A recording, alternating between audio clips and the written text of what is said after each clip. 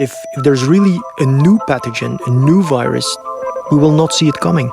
This is Transmission, the podcast of the Institute of Tropical Medicine in Antwerp. In this podcast, we will uncover the mysteries of diseases that impact us all and delve into the cutting-edge science of keeping people healthy. We invite you to look over the shoulders of the experts who make it their life's mission to improve global health. In this first episode of Transmission, you will find out where outbreaks start and why, and how viruses evolve. Transmission, your front row seat to the world of health, science, and beyond.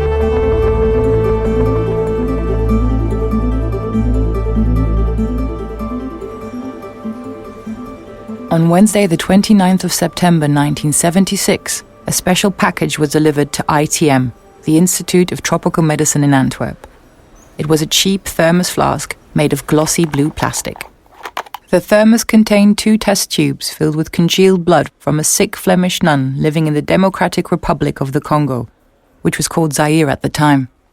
One of the test tubes was broken, so some blood got mixed with the melted ice at the bottom of the flask. Peter Piot, a young researcher who had just started working at the lab, and 2 of his colleagues set out to examine the blood. Little did they know that they were handling one of the most dangerous substances on Earth, without any protection. 1 day later, on September the 30th, the nun died in Zaire, but she was not the only one. The mysterious disease also killed several local residents. Peter Piot and his team were urgently called to investigate the case on site. Not easy, because due to the outbreak of the disease, the region was in lockdown and no one could get in or out. Nonetheless, the ITM team travelled to Zaire and tried to find transportation that would get them to the lockdown area. But first, we need to back up a little. The story of our mysterious disease actually starts earlier. 6 days before the researchers at ITM received the blue thermos, Jean-Jacques Muyembe, a Congolese microbiologist, arrived at an empty hospital in Yambuku in Zaire. This was a terrible disease. At that time we called mysterious disease, with a lot of death in the population and also among the nurses. The Minister of Health sent me to Yambuku. That was in 23 September 1976. And when I arrived there in Yambuku, the hospital was empty because the population fled the hospital saying that this is the place of death. Muyembe quickly finds the only 2 other residents of the hospital, a mother and her child. Not much later, the child dies. The mother leaves the hospital. The place is completely empty now. Muyembe goes to sleep.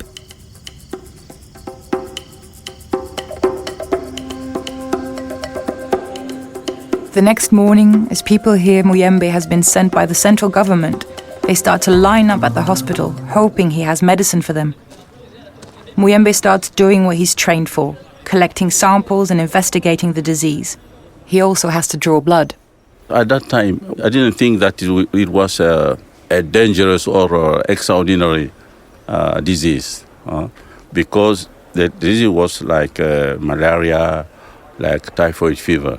Muyembe looks for gloves, but can't find any on the hospital premises, so he starts working without them.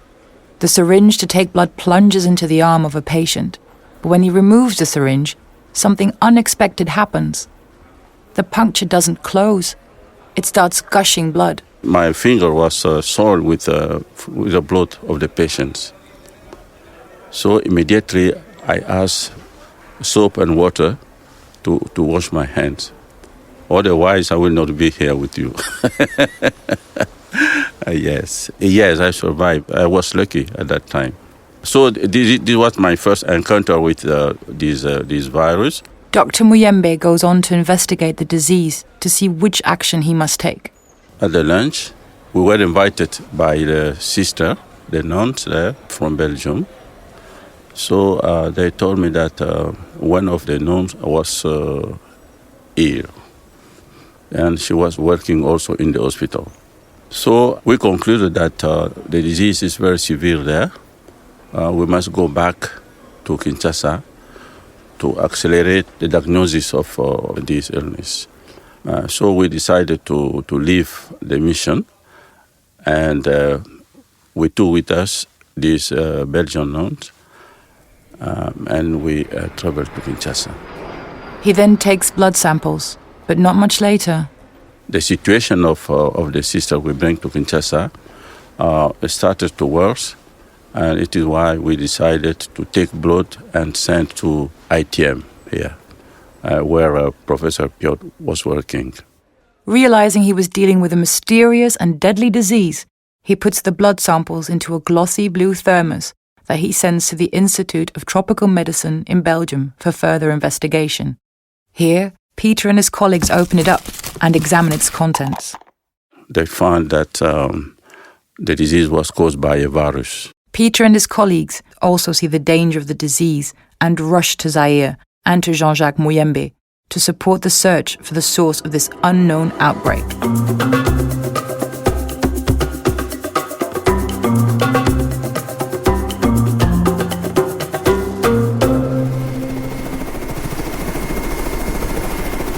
The pilots don't like to have to go to the quarantined area to drop off a bunch of researchers. After they have unloaded the last box, they shout, "Bonne chance," and fly off. Jean-Jacques Muyembe, Peter Piotr and the rest of the team remain behind to search for the source of this unknown outbreak. Later on, this virus will be called Ebola virus. So this is the long history of the disease, yes. Ebola is one of the deadliest diseases we know. The outbreak in 1976 would eventually kill 280 people in Zaire. But it wasn't the last one. Since its discovery, there were several big Ebola outbreaks, with the biggest one in 2014 causing more than 11,000 reported deaths. But Ebola isn't a standalone case. Infectious diseases such as COVID, dengue, Zika, and different kinds of flu seem to be appearing more and more aggressively throughout the world. Researchers globally are discovering new infectious diseases at an unprecedented rate. And more, these diseases push against the limits of our health systems, threatening to become the next global pandemic. I don't believe we will have a pandemic at some point in time that kills the last man on Earth. This is Kevin Ariën, virologist at ITM. But will there ever be a new pandemic that kills millions of people? Yes, that's a guarantee. And that disease will probably come somewhere out of the jungle. It already exists there, and more people are invading its territory.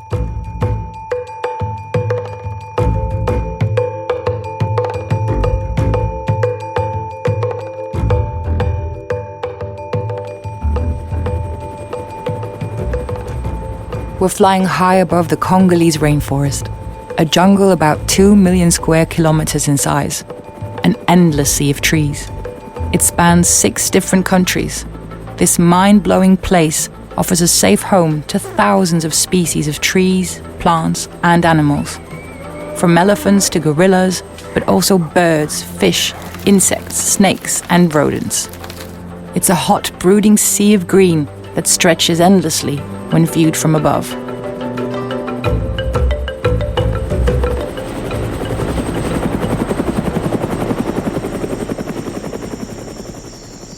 We're underneath the canopy now. The light changes. The trees filter the sunlight. It is full of insects. An elephant would be difficult to find. Here and there, you hear squeaking and the rustling of leaves. You hear a droplet falling from a leaf, a leftover from the last storm. But then in the distance, you hear... Joseph and his friends left their village early this morning and have been on the road for several hours now. In the Congolese rainforest, there is industrial forestry, but wood is also felled for daily use. Joseph knows the forest very well. He's an expert in how to survive here. He knows where to put his feet and what animals to look out for when he pauses near a river. He knows the plants he can eat and those he should really stay away from. But despite the fact that he knows this part of the forest like the back of his hand, what he doesn't realize is that he's in a killer's territory. A killer he can't see or feel. It isn't a predator that eats him from the outside, but a virus that will attack him unknowingly from the inside. It's a virus that floats around in the body of a jungle rat or bird, but will soon make the jump from its normal host to Joseph's body. Of course, the virus doesn't attack consciously. It doesn't wait in the branches of a tree, ready to jump onto a passing lumberjack. No, a virus is sneakier than that. It relies on casual contact. We don't know how this transmission will happen. It could be a bat that Joseph startles in a cave, the fleas of a rat he'll chase away, or swift contact between a small scratch on his hand and the blood of an animal he shot on his way home to cook. How it happens, we don't know. But it is certain that somewhere, somehow, a virus will see its chance to jump from the animal to Joseph's body. Such transmissions from animal to human are not rare at all. This probably happens multiple times per day on this world. This is Kevin Ariën again. Luckily for us, a virus that is transmitted to humans typically cannot do anything inside the human body. It is a strange environment that the virus doesn't know and in which it cannot reproduce. In 99% of the cases, we don't even know that we were infected. But in very exceptional cases, that person could die. And if we are really unlucky, the virus feels at home in our bodies and is not only transmitted from animal to human, but also from human to human. And then we're in for one hell of a ride.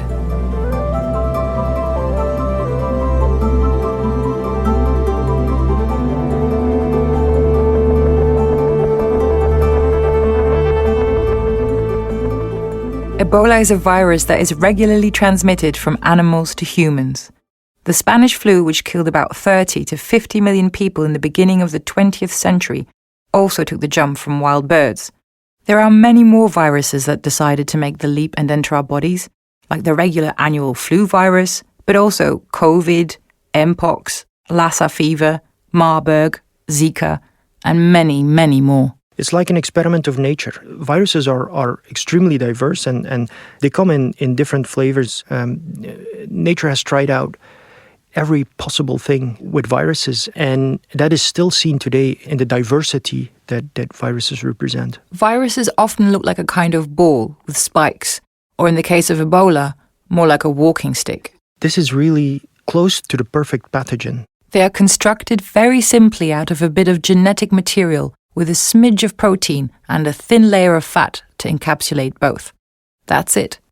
With this simple build, they can inject their genetic material into us and make copies of themselves using our own cell infrastructure. That's what fascinates me. That's the beauty of viruses, the fact that they're so simple, yet can have such profound effects on their hosts. Viruses evolve quickly, and unlike bacteria, you cannot treat them with antibiotics. They are extremely diverse and can be deadly, from MERS to SARS and from yellow fever to swine flu. And on top of that, we don't have a good understanding of how viruses do what they do, even the ones that have been circulating in humans for a long time. Kevin, for example, studies dengue at the ITM lab in Belgium. Here, they have a high-security biosafety level 3 lab, specifically designed for working on dangerous pathogens. People die of dengue every year. And it's not well understood why that is. The pathogenic mechanism of that virus is not well understood. And we don't even know how the dengue virus makes people sick. A virus we've already known for years, so it's even more difficult to understand diseases we rarely come into contact with. For many of those viruses, tests are not yet available or will not be available.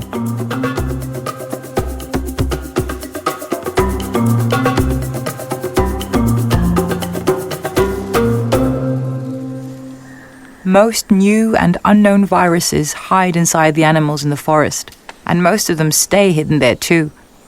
They multiply in the cells of a rat, a bat, a monkey or a bird. They usually do not kill the animal, but live a happy life far away from humans. There's a lot of animals in the wild that carry viruses. But they can only be transmitted to humans once we get into contact with those animals. When we go into the woods and start shaking the trees, we shouldn't be surprised that things fall out. The virus for the next pandemic is already circulating in one of these animal species. This is Liesenborghs, infectious disease expert at ITM. If we enter and we disturb their habitats and increase our exposure to these animals, of course there will be much more spillover events. When we shake a virus out of its regular host, by killing the animal host or by destroying its habitat, the virus has two options. It has to find a new host, a new kind of host, or go extinct. It's not that viruses target humans especially, but if you look at the world from the point of view of a virus, we offer a magnificent feeding ground and a marvelous target with all our billions of human bodies. And the more habitats we destroy, the more animals have to move around and the more interaction there is between us humans and those animals. We cut our way through the forests of Congo. We cut roads through the Amazon, through the forests of Borneo, Madagascar, New Guinea, or Cambodia.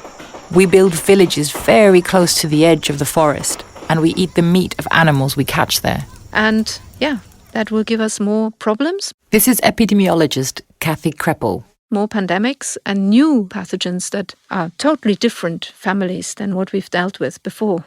In Indonesia now, you get certain monkeys coming closer to the people working in the palm oil plantations. There are mosquito species that used to only sting monkeys and other animals in the forest. But due to the increasing interaction with humans, a new malaria parasite has evolved inside these mosquitoes. It's simple, constant. The mosquitoes just had monkey and people available at all times. And then the parasite, just one of them, had a little bit of a DNA change, and suddenly it could replicate in a human. Nature has to adapt to humans, and infectious diseases just follow along. But it doesn't always have to happen in the forest either. We eat meat from densely packed industrial farms where we push animals as closely together as possible, creating the ideal circumstances in which viruses and parasites can multiply in the animals we later eat. And also we humans start to live closer to each other. By 2050, it is expected that we hit 10 billion people globally, and that up to 70% of that global population, so 7 billion people, will be living in cities.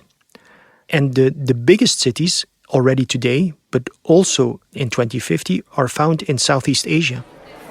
So a lot of people are living close together in Southeast Asia, a region where a main source of fresh food are wet markets, places where you can get live animals that are sometimes slaughtered at the market.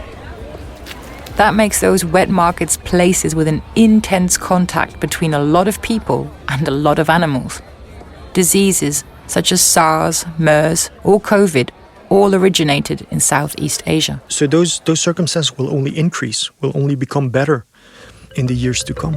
Combine those factors with the rising international plane travel, and someday in the not too distant future, a new infectious disease will make the leap from animal to human again.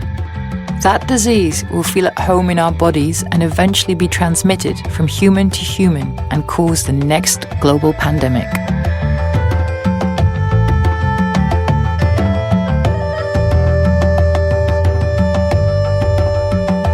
If we know that infectious diseases are a big problem, and if we know that a pandemic is coming anyway, can't we prevent it? Or at least prepare for the next outbreak? Every infectious disease has its own riddles to solve. In which animal is it located? How is it transmitted from person to person? And how do people deal with the disease? We need a team to keep watch and at the same time tackle the intricate enigmas of every possible disease. And that team exists. They gather people from all around the world, from Asia to Africa. They keep a watchful eye. They guard the boundaries between humans and infectious diseases. How are they solving the complex problems that the disease puts on their path? That is what we'll find out in the next episodes. We'll get stuck in the mud on our way to remote villages, pitch our tent under a tree full of snakes, and see entire laboratories descend from the sky as we follow experts around the globe in their quest to understand the world of infectious diseases. I think, the most stressful period of my life, I wouldn't recommend it to my enemy. Thanks for listening. Join us next time when we unravel the complex riddles pathogens throw on our path. For more information on the Institute of Tropical Medicine in Antwerp, please go to itg.be/podcast.